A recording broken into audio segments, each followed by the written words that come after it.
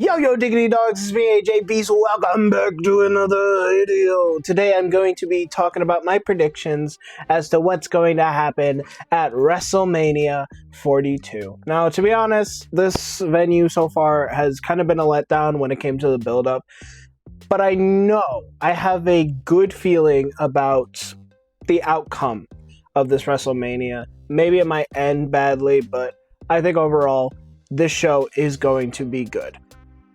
But with that being said, let me know your predictions down below. Leave a like on this video if you are interested in more videos like this where I'm predicting stuff. I did one on the Elimination Chamber, and I'm hopefully going to do this for every pay-per-view.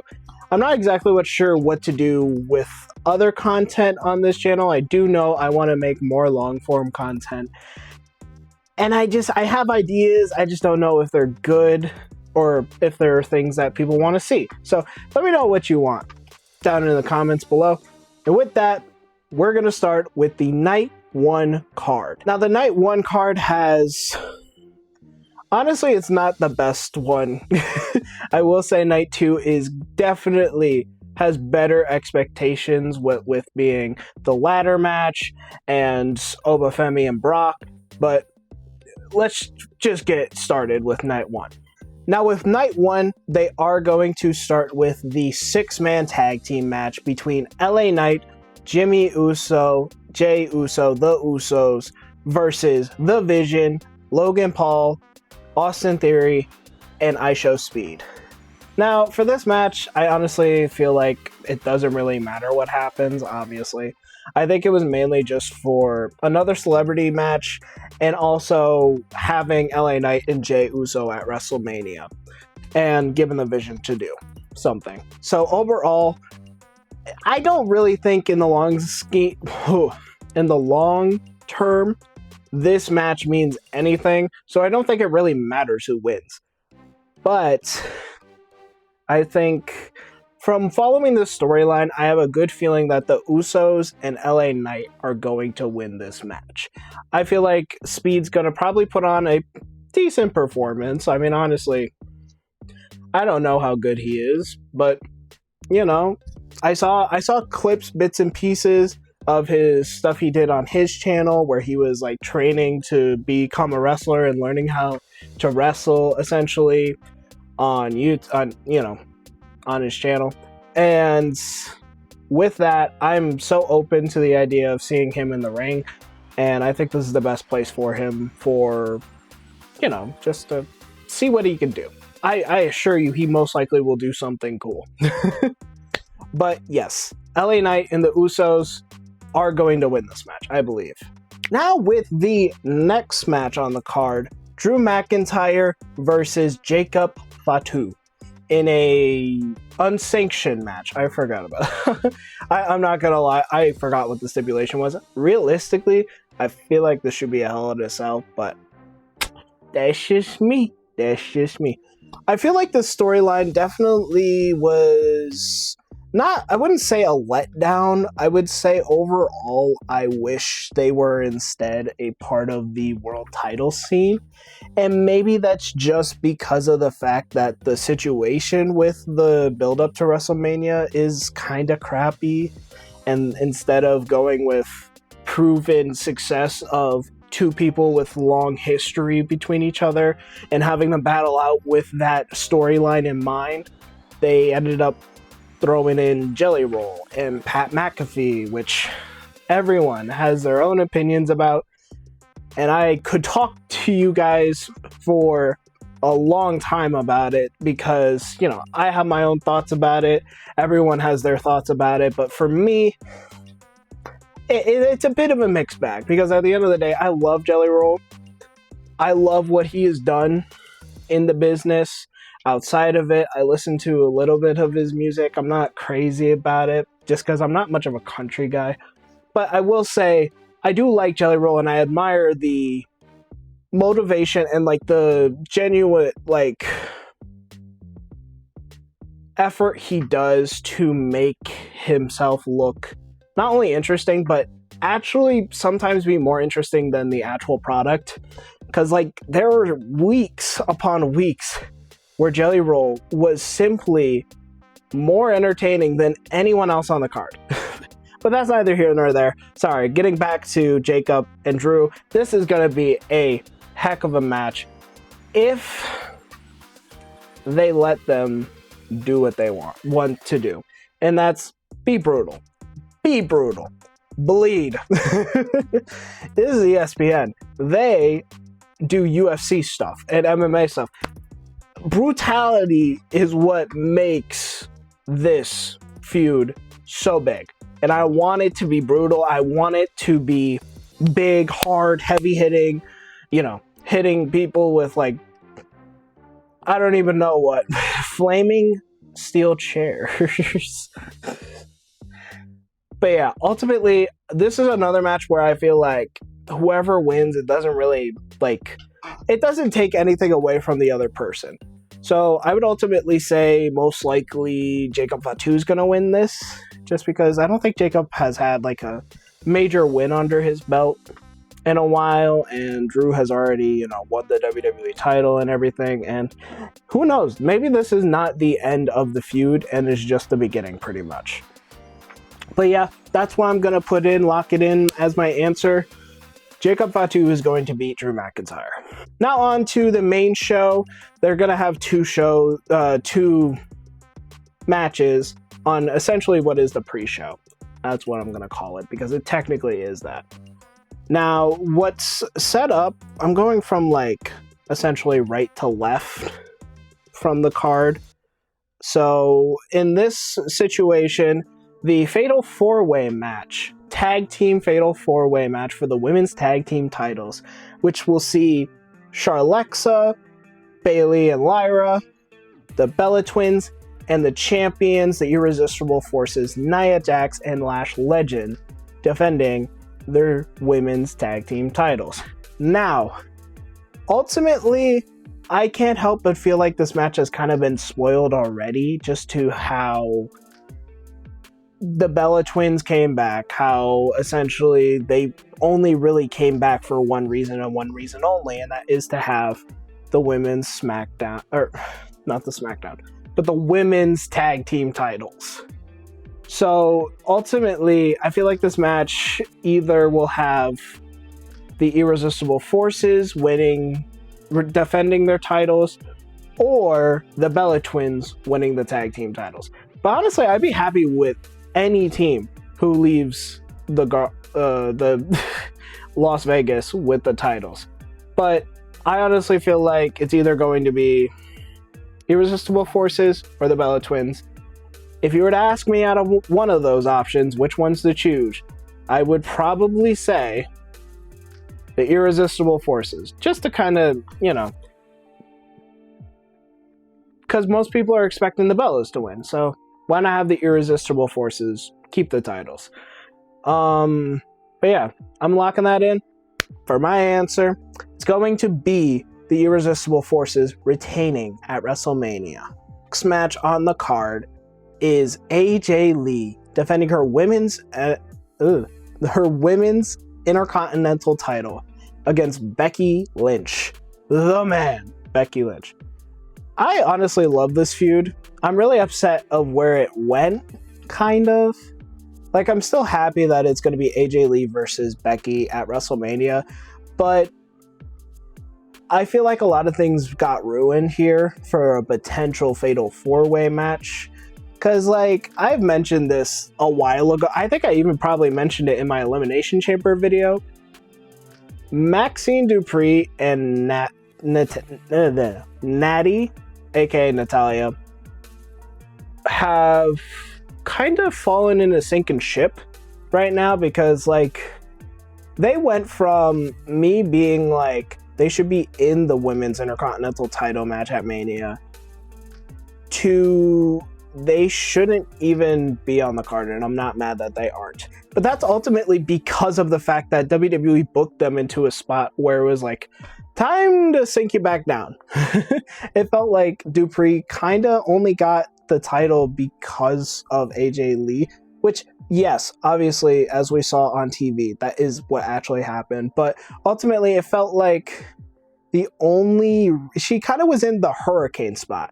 What I mean is like Hurricane benefited by combating against another main event star being attacked by a main event star being attacked by another main event star. Like him beating The Rock because Stone Cold interfered and everything like that.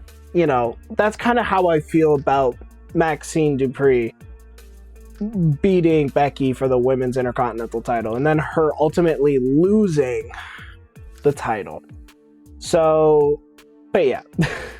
Who do I think is going to win in this match? I've heard a lot of rumors that Paige might return and they might run it back at the night of after WrestleMania, kind of like having a full circle moment where Paige beats AJ Lee for the Women's Intercontinental title. That'd be cool. I feel like the likeliness of that happening, though, is not very high.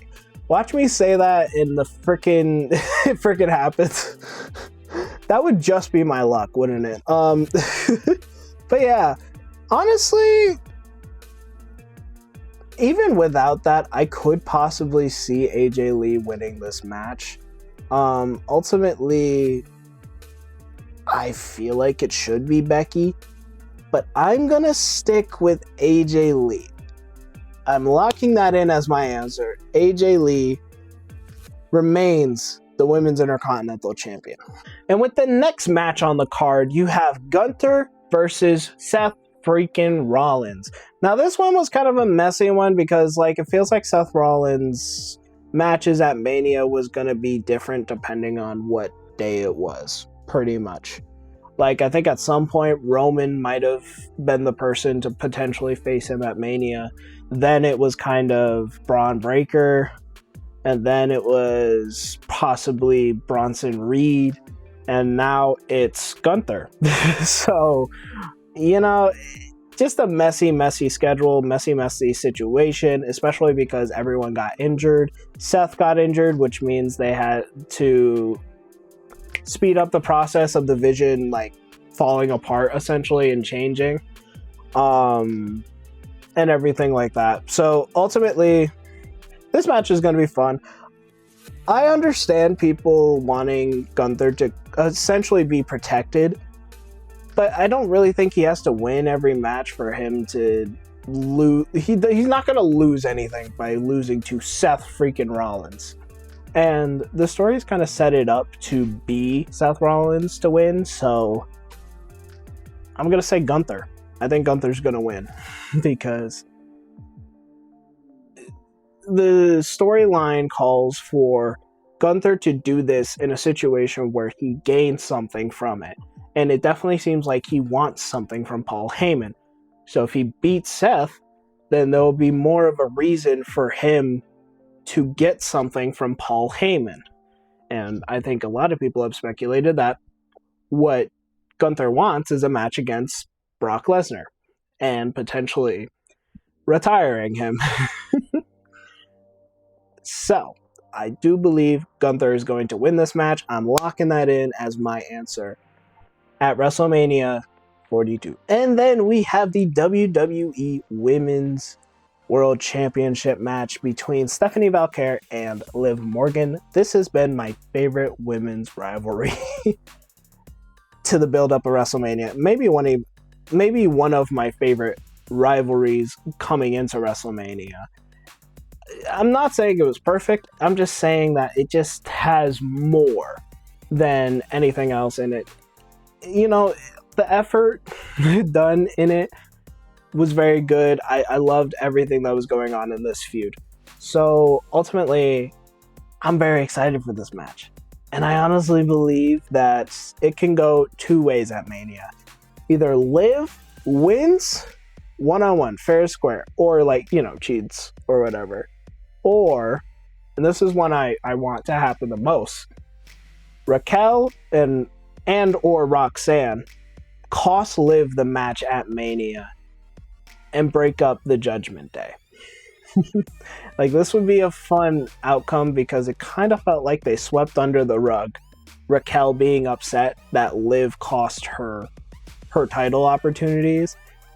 And I just feel like Raquel needs to do something about it, because otherwise it's just going to be another thing swept under the rug that WWE doesn't care about. Like, who attacked Jacob Fatu? It's like, Solo's making jokes about it. It's like, we still don't know. We're here a year after that happened, and we still don't know who did it. It's like, okay then. You remember it enough to make fun of it, but not to give us the actual answer. Thanks, WWE. But yeah, honestly, I think Liv's going to win, because what I imagine and really want to happen is I want Raquel to win the women's Money in the Bank briefcase, and I want her to betray Liv and cash it in randomly and win the Women's World Championship, i.e. making a feud between Liv and Raquel. You know, that's something that I just feel like is bound to happen at some point, and I really want it to happen. So ultimately, for my headcanon storyline, I'm locking it in that Liv will beat Stephanie Valkyrie for the Women's World Championship at WrestleMania 42. And the night one main event, we have Cody Rhodes defending his title against Randy Orton with Pat McAfee at his corner. This is an interesting one. I will say that. Now, with the stipulations and with how this storyline has progressed, like I said earlier, I was talking about how Jelly Roll kind of was the main star of the show on SmackDown for a while. And from where the storyline is going, it definitely seems like something's going to happen to where Jelly Roll's going to team with Cody, Pat's going to team with Randy, and they're going to have a tag team match at Backlash. Now, because of my strong belief that is going to happen, and Pat McAfee mentioning that he is going to leave if Randy doesn't beat Cody at Mania, that just makes me believe more that Randy's coming out as champion, which I would be happy about, except for the fact that Pat's still gonna be here, and that Backlash match is most likely going to happen. And I'm not saying the match would suck, I'm just saying I don't know where the storyline goes. Is it going to be a TKO versus WWE thing? Are we going to see potentially Roman Reigns be the cover star of TKO with Randy? You know, if, you know, something I think of is going to happen, we'll get to that. But yeah, who knows what's going to happen? And it could be exciting, but if Pat McAfee is one of the people steering the ship, I don't want to be on that boat. Do not put me on that ship. I don't want to be there. Nope. I'm good. But because of how everything has been progressing in the storyline, now keep in mind, this is before this last SmackDown, before Mania. So anything that happens after this, disregard that and understand that this is literally before SmackDown. So this is with the context of last SmackDown. Randy Orton winning is the most likely case scenario, and it's what I'm going to predict. I am going to lock that answer in and say Randy Orton is going to leave night one of Mania as the WWE World Champion and as the only 15-time World Champion. But yes, that is my prediction for night one. I am going to make the night two video tomorrow, and I'm going to I'm going to upload it tomorrow. I'm going to make the second one right after this one, just because I don't want to make a 40-minute video on a channel that has only one 15-minute video. So yeah, I hope you enjoyed this. Again, let me know who you think's going to win some of these matches. Let me know if you think I'm wrong and the comments below. Leave a like if you are interested in the journey of the family, joining the family of Wrestling with Beast, of AJ Beast's rise to the top as a wrestling creator. But I hope you enjoyed this predictions video. I'm going to, like I said, I'm going to make the second one tomorrow. Hopefully not around this time, or probably around this time, just to be like even with it. And I'm excited for WrestleMania, regardless of the storylines and the build up to it. And I hope you guys are too. And with that being said, leave a like again, subscribe if you are new. And with that being said, yo diggity dogs, AJ Beast is out.